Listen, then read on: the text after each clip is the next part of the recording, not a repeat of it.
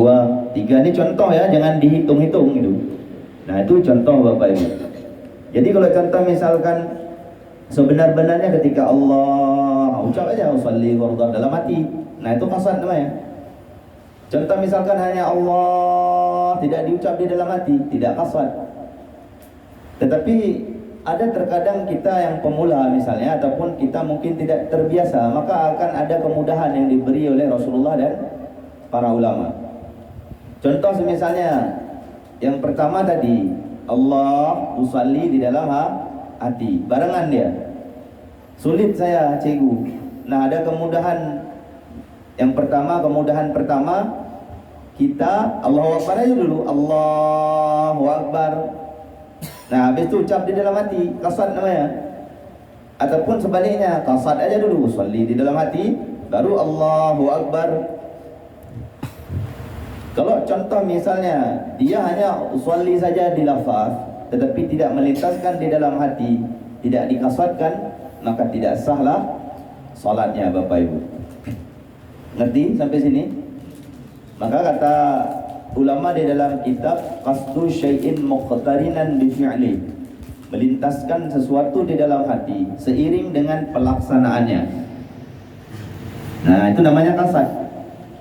Melintaskan, melakukan sesuatu seiring dengan pelaksanaannya. Contoh misal gini nih, makan aja banyak yang kurang pas Bapak Ibu. Ada orang baca doa makan, ada orang baca doa buka puasa, ada orang baca doa sahur, tetapi dia hanya melafaz, tidak niat. Contoh misalnya nih, mau makan mau minum ya, doa makan sama minum macam mana Bapak Ibu?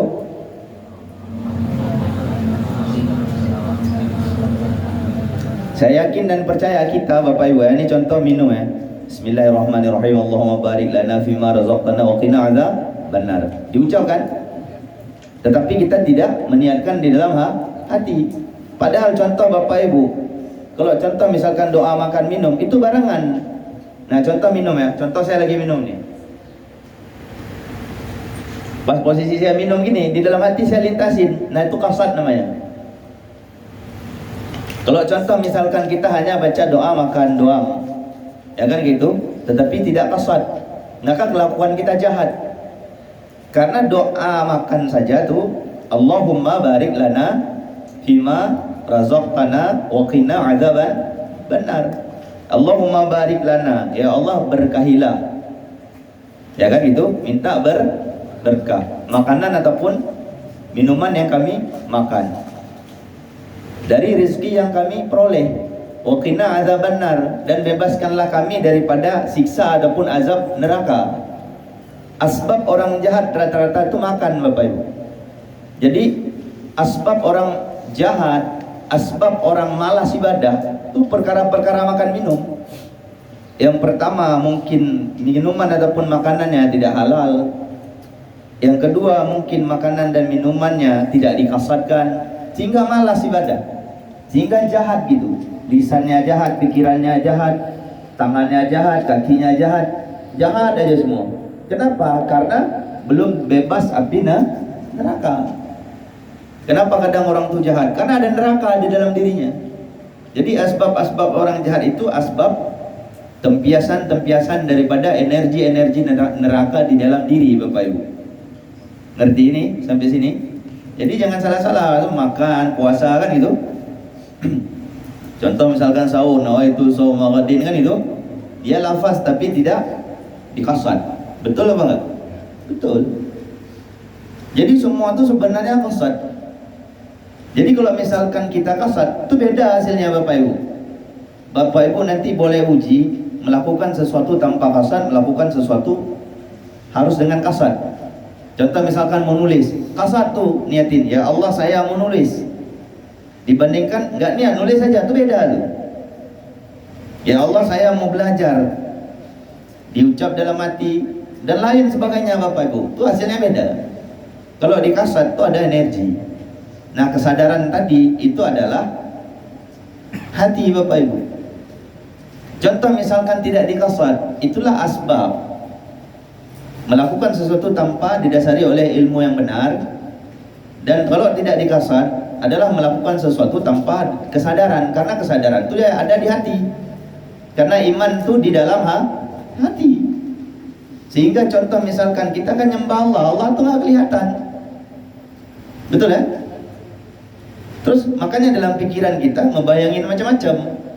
Maka ada orang jumpa saya, ada orang lagi sholat, dia bayangin tulisan Allah. Nah itu bukan Allah, itu berhala. Ada juga orang sholat Bapak Ibu, dia bayangin orang pakai baju putih, berjenggot, duduk begitu. Nah itu bukan Allah, itu berhala yang disembah. Paham nih sampai sini? Ngerti nggak sampai sini? Jadi di qasad. Udah ngerti apa yang saya bilang? Contoh Bapak Ibu, coba ulang bareng-bareng Bapak Ibu. Jadi ketika Allahu Akbar itu kasadnya dibarengin. Kalau sholat berarti yang dikasadkan apa? Yang dikasadkan apa Bapak Ibu kalau sholat? Ya? Niat tuh kasad, bahasa lain aja itu. Usolli fardal maghribi, adapun sengaja saya. Usolli itu kan sengaja. Banyak orang buat sholat tuh nggak sengaja Bapak Ibu. Maka insya Allah nanti malam minggu saya akan membahas tuh tafakkur sama berzikir. Tafakkur tuh terfikir, ya kan gitu. Ada namanya ber sama ter itu beda Bapak Ibu. Ada ilmu bahasa namanya. Kalau ter itu nggak sengaja. Kalau bersengaja, makanya di dalam pikiran tuh banyak yang nggak sengaja lewat-lewat kan. Kalau di dalam hati harus disengajain. Maka susah kan di dalam kita berzikir di dalam hati kan. Kenapa? Karena kita susah untuk sengaja. Sengaja itu karena kebiasaan. Tapi kalau ada dalam pikiran itu insya Allah nanti malam minggu saya bahas tuh tafakkur sama berzikir. Asbab orang itu mudah tafakkur itu asbabnya zikir Bapak Ibu. Berzikir, bukan terzikir, berzikir. Bukan berfikir tapi terfikir kita. Padahal sebenarnya berfikir, bukan terfikir gitu loh. Ngerti nggak gitu? Nah itu gunanya akal Bapak Ibu. Nah makanya kesadaran, sadar kita nih ngapain gitu kan. Terus yang kita hadapi itu siapa? Ya kan gitu. Kalau kita sadar yang kita hadapi siapa? Kan Allah tuh.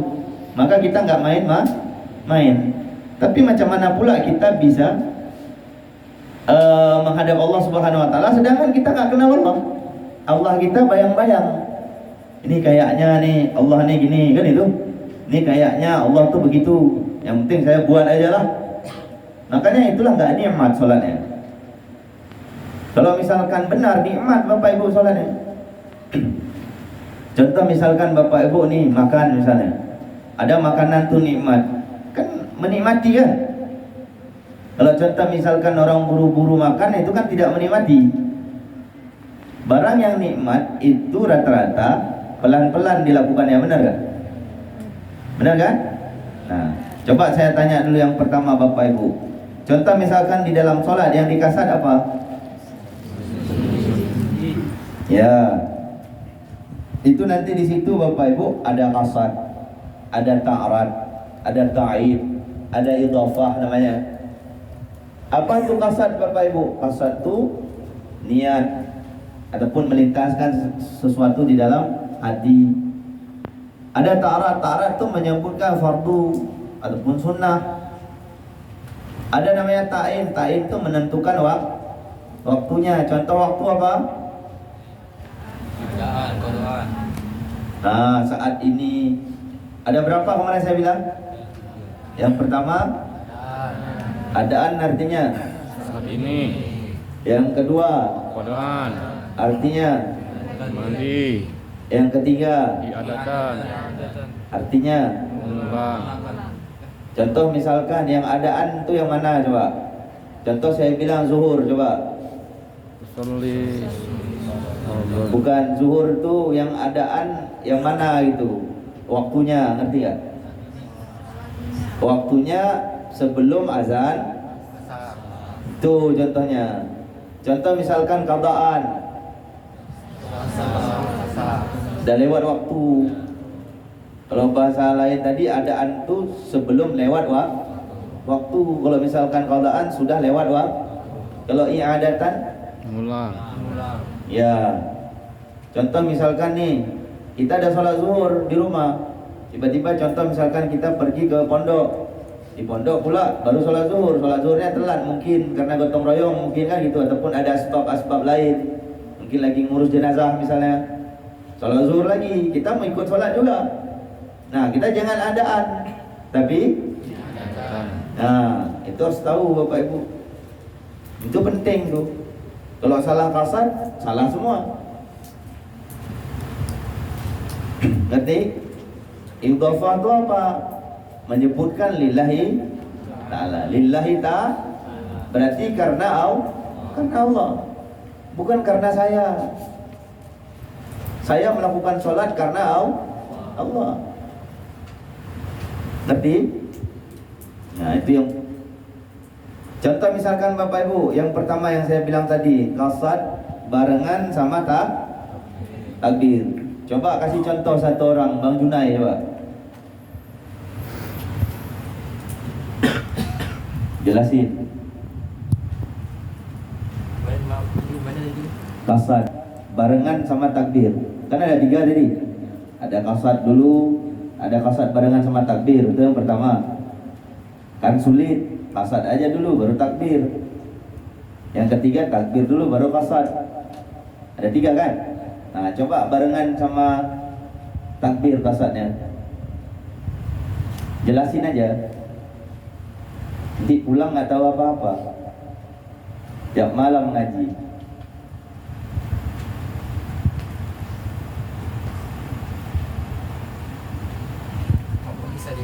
Nggak tahu kan? Itulah asbab kita ngaji itu wajib tahu yang kita bawa balik. Jangan pula kita tahu menurut kita. Contoh misalkan guru ngasih contoh misalnya. Ada contoh misalkan guru ngasih contoh bab nikah. Contoh bab nikah, jangan nikahi janda. Dikira saya ini guru ngomongin murid saya tuh. Banyak otak murid saya tak lurus. Serius. Yang dibilang lain, yang dimaksud lain. Ya kan gitu. Jadi saya bilang sama anak muda agar jangan banyak beban. Bukan ngomongin orang. Ini dalam pikiran sebagian murid saya kepikiran, nah cikgu ngomongin si fulan. Si fulan tuh si fulana. Si fulanah itu juga yang di majlis. Jadi disampaikanlah pula sama si fulanah tadi. Si fulanah yang gak enak hati. Makanya jangan mengira-ngira sesuatu tanpa mengetahui sesuatu, apalagi yang menyampaikan guru. Kita harus apa yang kita pahami betul nggak sih gitu loh. Contoh tadi paham, suruh ulang nggak paham kan? Betul nggak? Coba ya apa enggak? Coba sekarang Bu Eni juga yang saya bilang tadi, jelasin. Qasad barengan sama takbir. Pada saat tadi baru saya jelasin. Paham. Coba jelasin. Qasad barengan sama takbir. Macam mana caranya? Setelah kita mengangkat membaca takbiratul ihram, dalam hati diucapkan usalli